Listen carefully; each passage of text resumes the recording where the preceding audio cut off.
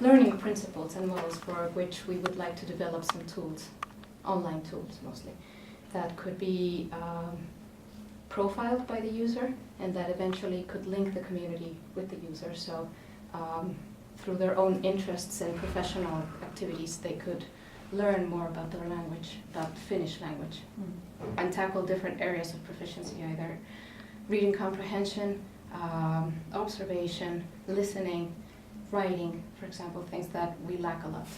And yes, so the first thing that I'm going to say is, okay, Numan's going to help me with the video recording. We have two. They're only focused on the table, so there's no faces, but just your hands and probably what we do with the props. I'm going to start then, because you all know each other, well, except for Tarja. I don't know, yeah, maybe if we could break the ice and do a little round of presentations. Do you mind? Starting? Yes. Well, my name is Aija, and I've been teaching here at Aalto for 3 years now. And I've been teaching Finnish as a foreign language for maybe 25 years. And I've been teaching Finnish in the kindergarten to university, so all the stages. Okay. My name is Sanni Heinzman, and I'm also the teacher here at Aalto Language Center. But right now I'm on leave writing a book. I've published 3 adult learners textbooks, Suomen Mestari series, and now working on a more pedagogical handbook for teachers. And yes, and my teacher's experience is only in adult education, but there I have done everything you can do, like in Finland and abroad, and all different types of education for adults. Hey, I'm Tarja. I have my own company which teaches Finnish and some other languages also. And approach is the communication. So we concentrate on speaking and writing. My name is Inkeri, and I work also at Aalto since 2007. Yes, Okay, well, I am Tania Rodriguez and I am a doctoral student here at Aalto at Graphic Design Department. I'm very interested in language acquisition, specifically Finnish for specific purposes. That means professional Finnish, or ammattikieli rakentaminen. And this is the second paper. It's a sequel from the first one in which Inkeri participated about visual analysis on Finnish books, like how visual cues and arrangement of the layout can help learners access information a bit better or less, depending, right? So we yielded some information that is going to be used or put to use, hopefully, when we start developing the tools. And those tools will be, well, very visual, obviously. So that particular information actually is going to be put to use a bit later, and it's very important. But something came up somewhere in between, and we couldn't go deeper into it, which was cultural information. The content and the quality of the cultural information inside the books is, as you know, very relevant and very difficult to maybe assess, I guess, because the scope of learners is so broad that you can't really focus on anybody. So the brushes of cultural information are very vague, very weak. And in our opinion, well, we can reinforce that, or we can help with that, with these type of tools. So what I'm going to show you about is no more than 10 slides, and please stop me if anything is not clear. Well, this is more or less the deployment and percentages of Finnish population at the moment. And immigrant population is almost as big as Swedish speakers. That means that, well, we are already a growing group, and we all need to be proficient in Finnish somewhere or another, especially professionally. And for that, a lot of studies that we have done on second language acquisition or foreign language acquisition have to do with, I'm sorry, that's still I think recording, I hope, okay. Has to do with the content and the engagement of the content. And what students revealed was that the engagement was hard because there wasn't any cultural information that they could relate to, that it would be most interesting for them. Because yes, it's too broad of an audience, too difficult to access. They don't really resemble Finnish cultural behavioral patterns that people want to know about, let's say in working culture, and a bit more specific that are very difficult to address because they're contextual. Like not every field actually is the same as the other. Designers behave very differently than maybe people from the healthcare services. Yeah, So it's- today a group of Asian girls, 4 girls, they asked me after the lesson. We had a last lesson today, and they asked me, "How do you date in Finland?" Oh, that's It's a tough question. So, but then I realized, oh wow, of course we didn't speak about that, but this was their need actually. This was something that they were thinking. yeah. I And have got maybe that question also many times. yes, that's right. So we could have a Yeah. dating Finnish.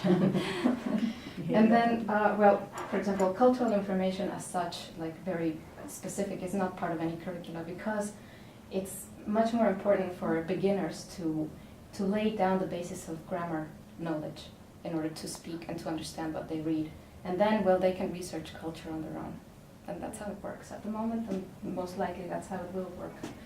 So teachers do recognize that cultural information is key for motivation, engagement, and context, and most of the times that's something that you bring to the class in order to motivate and spark interest in students and things like that.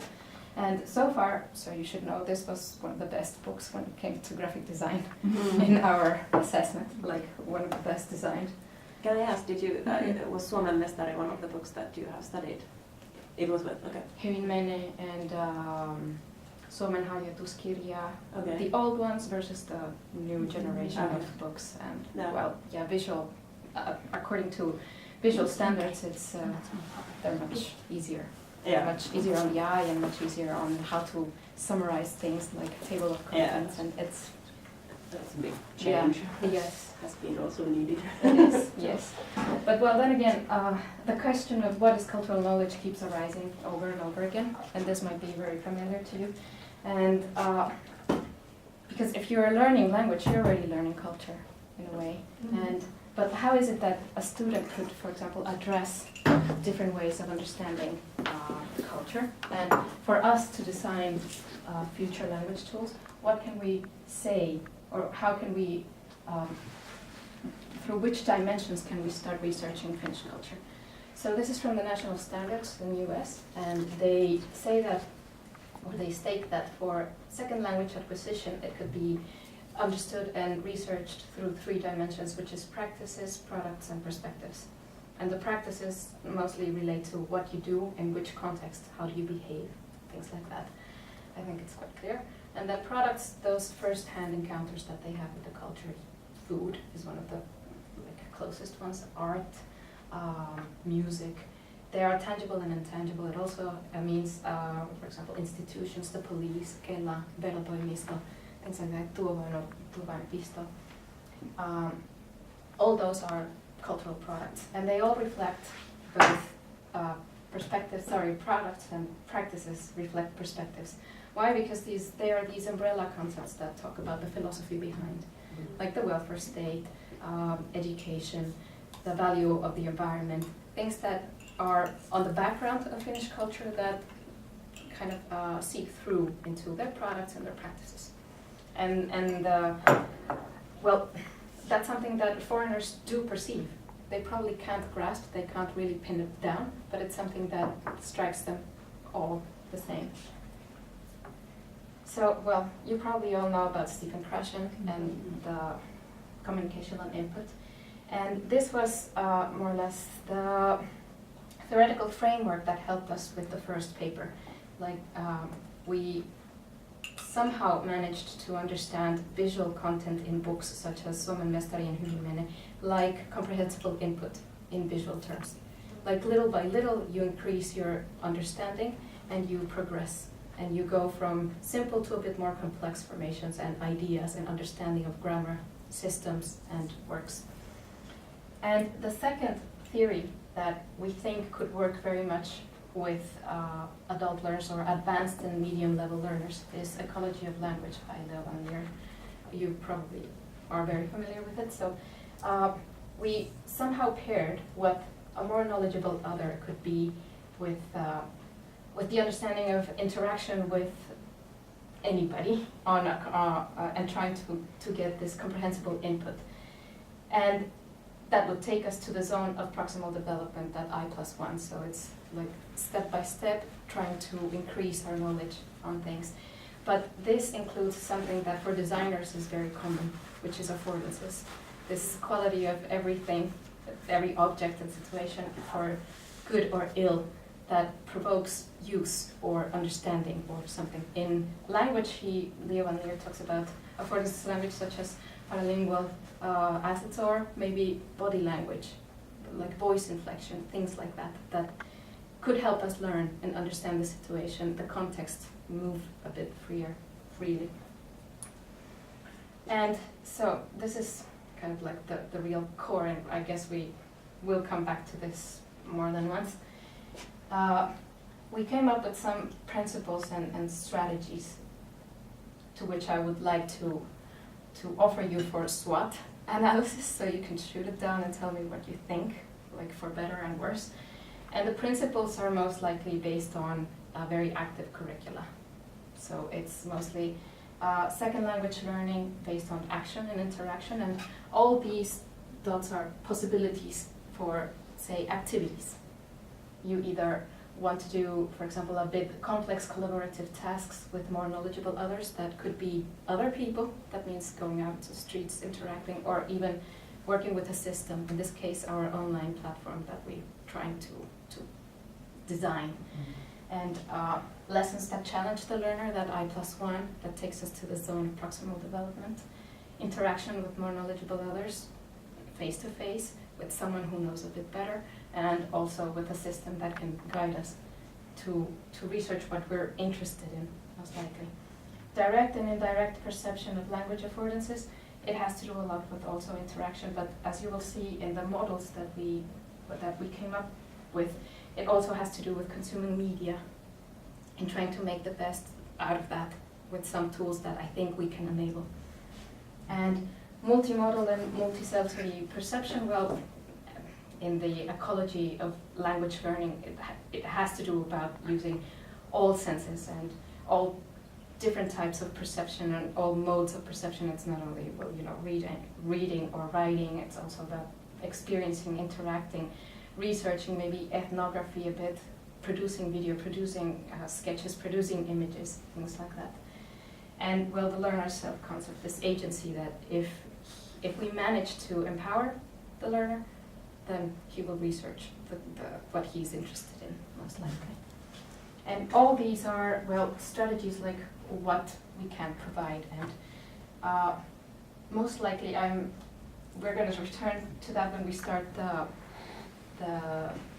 playing around with the props, because what I would like for you to also, after you give me the comments, is if you can imagine any type of activities that could be done not only online but also outside that could help the learner with this type of strategies, maybe. Okay, and then this one, which is a bit just trying to funnel the whole thing because it's wide and broad. We thought about 4 important areas of competency that us, at least at my level, I feel are very kind of weak in some or a bit stronger in others. For example, observation model, well, maybe we could help the learner go out into the streets and actually research things that he has never seen before about Finnish culture, say different types of traditions that he could be interested in, say in design, in my case, go and knock at the door of maybe some graphic designer and actually ask, okay, can you tell me in Finnish, what is your work? Can you show me your work? I'm this type of person and I'm trying to learn Finnish for designers. I need this type of help. So kind of engage with the community and see if I can trade some work. Because of course nobody wants to babysit a foreigner just because. But if we could come to an arrangement, okay, maybe I can trade some work. I'm also a graphic designer, so I can do maybe something that's labor intensive for you and you give me some cultural insights on my field. Things like that. And then upload everything that you have done or gathered or your observations because it can be high tech and low tech. It can only be just a written log and share it with your peers so they can read and think, okay, I understand this, and maybe have you thought about that? Like reflect, peer reflection. And also, well, we would need some type of tutor because we need a native speaker somehow on top. Writing model so far has been, I guess, one of the most touched because we don't have writing skills at all, and we can't differentiate genres. We write exactly the same, you know, a text message as an essay or anything else, and Google Translate can only do so much for us. And that's a really big, I guess, area of competency that we're weak on. And then interaction model, I think that's one of the learners that I have already interviewed that are fluent speakers. They say interaction is their strongest point. They can speak their mind, they can actually have long and intense conversations, but there's somehow a glass ceiling when it comes to cultural information. There's like, to go into the, like underneath the skin, it's a bit more complex. Some do it, of course, it's not like it's impossible, but I guess there's a big threshold for some of us, like how to engage, because we don't know that much of the maybe words, or maybe we haven't researched enough. Yeah. And then the speech model, like the learners are encouraged to focus on listening, speaking for vocabulary building and cultural knowledge acquisition. This one is, I guess, the most high-tech of our proposals, because if the platform works, then we can have feed straight from other websites. That means that we could upload from Helsinki Sanomat, maybe from Yle, videos that are of interest, because they produce a lot of documentary and cultural programs. And if we could script them on the fly, like we listen and we write, and we have someone correcting as we write. And then we could talk about it, we reflect, we talk about it with our peers. It's all under assignment, obviously, but I think this is one of the strongest ones that paired with a writing model could help our writing skills, especially because it links listening to different, could be word inflections, accents, different ways of pronouncing that we're not acquainted with. And yesterday, some of the students were saying that, well, we came to the conclusion that we're tone deaf to a lot of voice inflections, that we have a lot of problems understanding word inflections in Finnish language, and we have trouble understanding, was that good or bad? Was the comment good? Was he happy? Was that a question? Things like that that we have trouble with.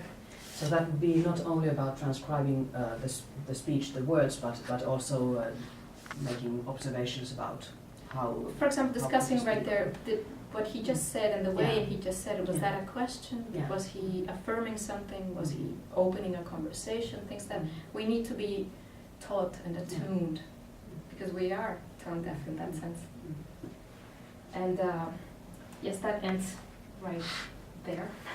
I guess it's quite big, but I'm very eager to listen to your comments.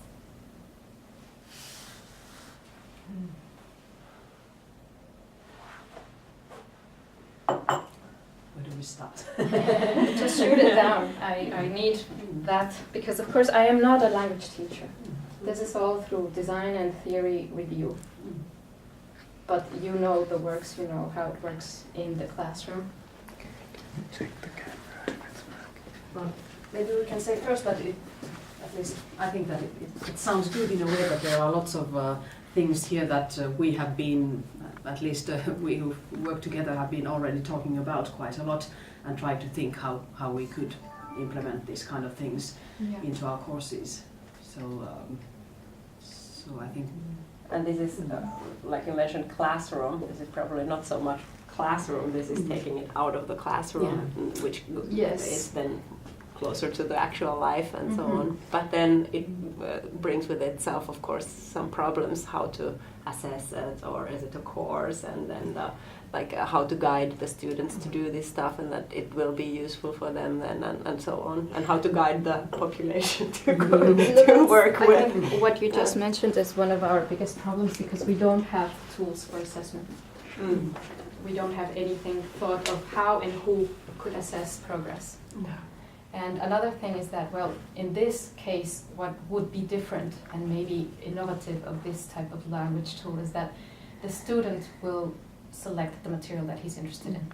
So in order to foster agency, they would say, okay, I'm interested in this hobby and I'm interested in dating and I'm interested in this and that and they would follow up language through their own path, more or less. But yes, assessment is one of our biggest issues. We don't know where to start from there.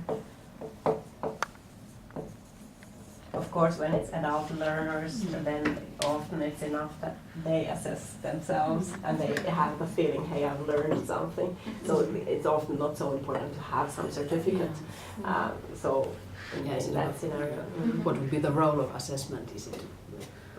It's maybe not so important to, I don't know, to know your level or to have a grade or something like that, but maybe more a question about feedback and maybe sort of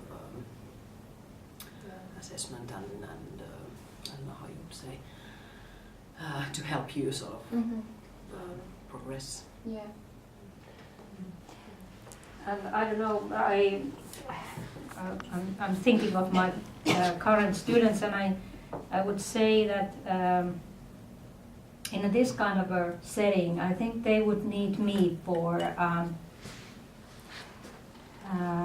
help them to find material that will fit their level of their skill level at that moment. I think, and if I could moderate some. Let's say they wanna listen news in Finnish, and okay, that's pretty tough task. Finns even they don't themselves, they don't understand everything that is said.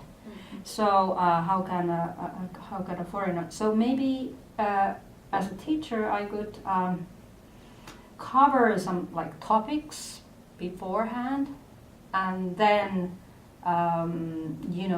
somehow this kind of a it could be a kind of a orientation base or something, and then after that they could do more safely something, listening the news or watching the news, and when they understand the content, maybe they can, on the top of that, they could make some observations on the style or the tone or the dialect or whatever. So what I'm saying here that somehow I would like to make sure that they understand the content, so they can do it at the same time, but to make the task easier for them. Yeah. So, or if they had a possibility to go to see some material before they go to see things. Yeah, on their first to own. have the preparation, In a way. vocabulary and Yeah. the content. Yeah. Ideally, the user would be somewhere around threshold between B2 C1. Someone who already has, for example, maybe daily life at the office in Finnish, but cannot work properly in Finnish. Yeah. Couldn't have an abstract conversation or express most abstract thoughts in Finnish because it lacks a bit more complex formation of the language. That's right. And but that you mentioned is actually very important because the nature also of these tools is that they are adaptive and tailored, content tailored. Yeah, that's right. So in this case, adaptiveness has to do with, because it's not constructed yet, it's only a mock-up. I need to load the program, just a second. But maybe through word filters, we can also tickle a little with the complexity of the text, because there are programs. I'm not really thinking of finding the new black thread because all these applications I've seen somewhere else. It's just a matter of putting them together. Right. So if there's already word recognition and word count, then those together could say, okay, well, maybe in this next article that you are getting into, you have this and this amount of words that are not in your dictionary, because this is part of the whole point, that you build up your own dictionaries according to your interest. So it's not in your dictionary and you have to look it up if you want to understand. And then you have this slider that goes from selkokieli to täysin. Yes. And then you could progressively increase your understanding and acquisition of vocabulary. Mhm. And One thing that came to mind. Oh, Yeah. Okay. I was just thinking that about the news. Sometimes there are words that are in difficult form. So at least what I have what I have done with my students is to talk about the words and also the vocabulary. I mean the grammar, like the endings of the words. So probably there would be some vocabulary and the most common or most critical endings. So it might help a lot. Like it would be like maybe like my English is so bad. Oh, fine. I speak Spanish, maybe, so not English. Sorry. You can tell in Spanish, I can try.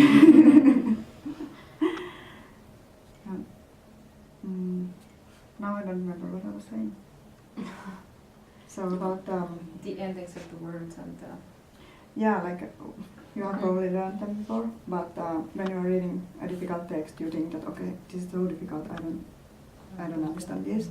There are difficult words, and maybe you don't realize that actually the words are not that weird.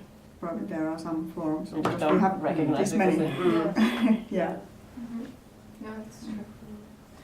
Well, these are mock-ups of what we think an interface design of a language tool could look like.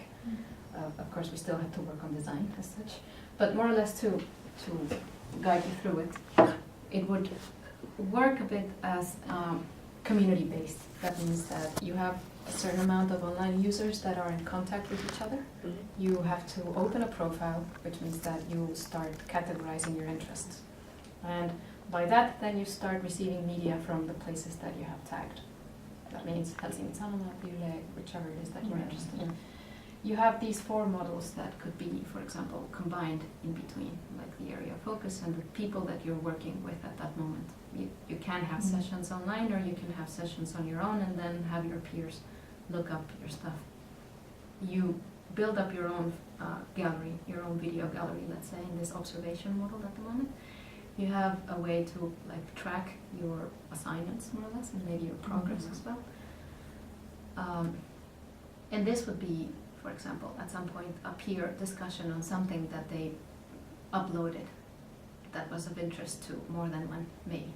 And then the teacher would be correcting here on the fly, like grammar and spelling. And maybe also opening parentheses, like why is she correcting like this? You don't write, for example, that's spoken language, or this is very informal type of writing, or things like that. We could do it this other way.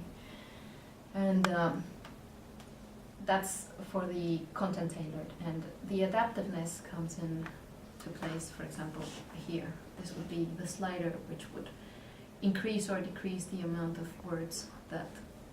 But that's a very intelligent tool, so I don't know if we can develop it yet. it's a human, it's not a tool. Almost, yes.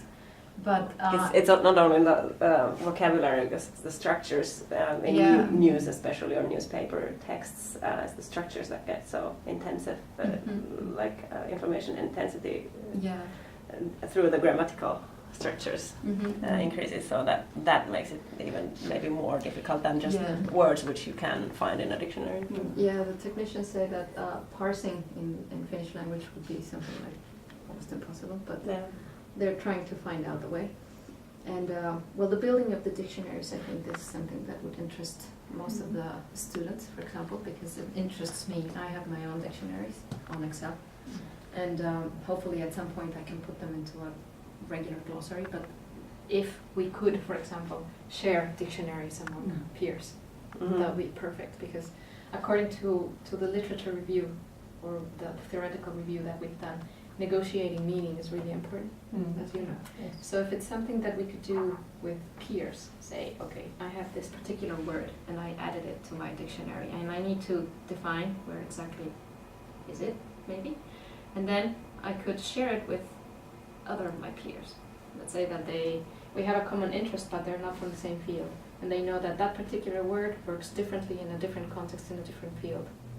And then I could share that meaning, and then we would be nurturing our dictionaries all together and share them.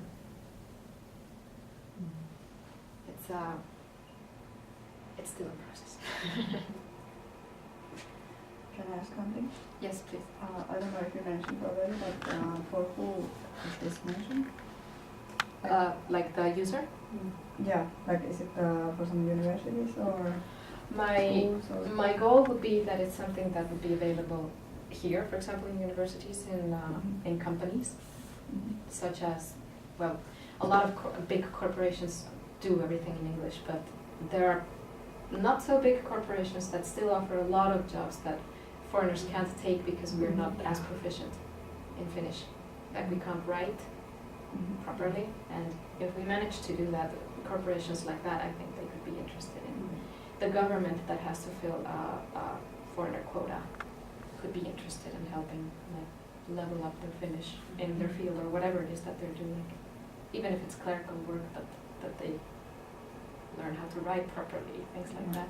It's also like to preserve the language in a way, because it's a growing population, and you need to protect the language as well.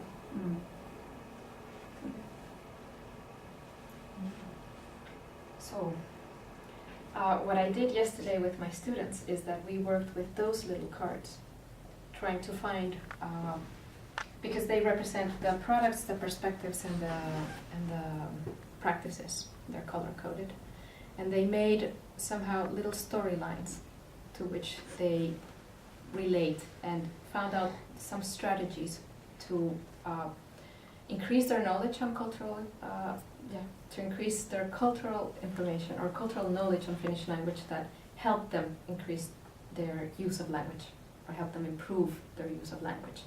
Say that one is very passionate about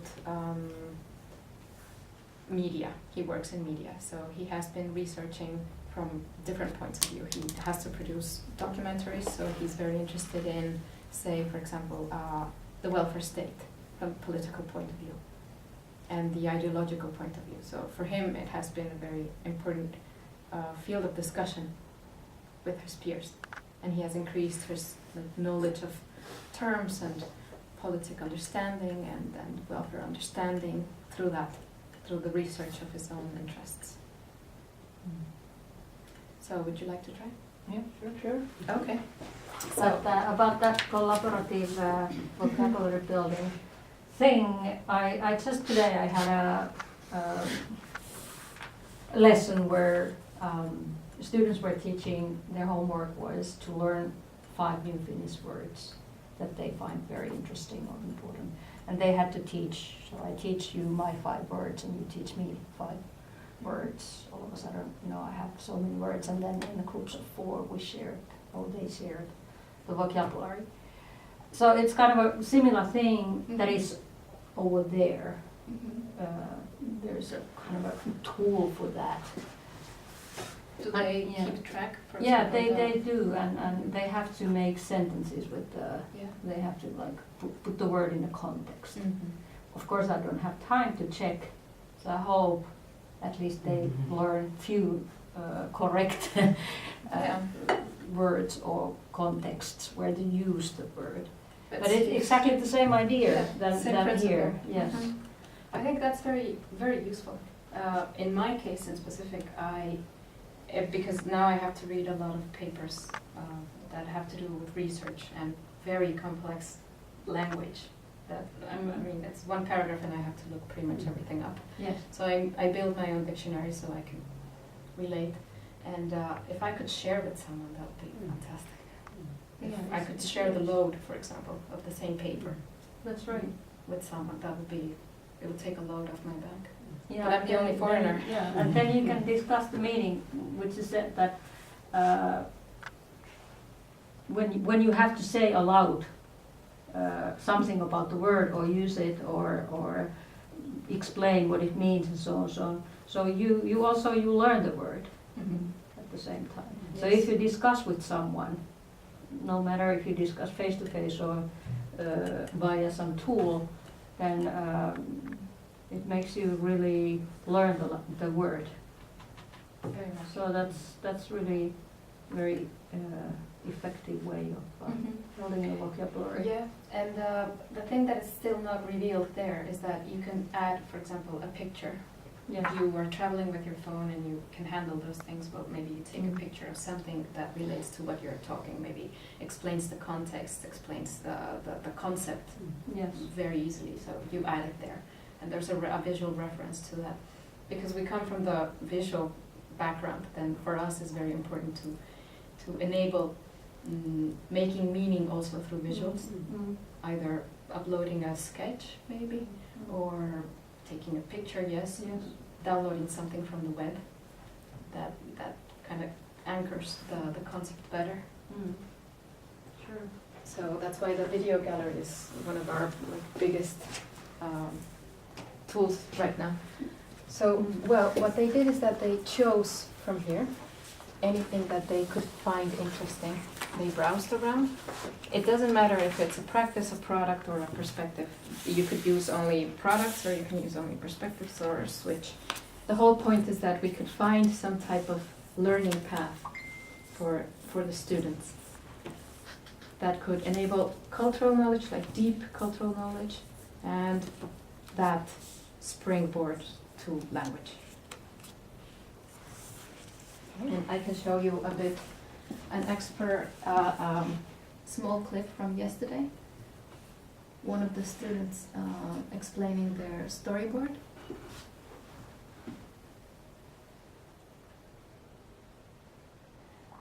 Or maybe I haven't.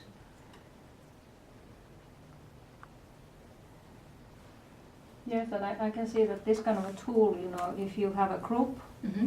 and you may have a core course for kind of a general type of language course, and then people who are interested in, let's say, economics, Mm-hmm. they can be the group of their own, and then they can practice or collaboratively build up Yes, the taxes. I'm vocabulary. an entrepreneur.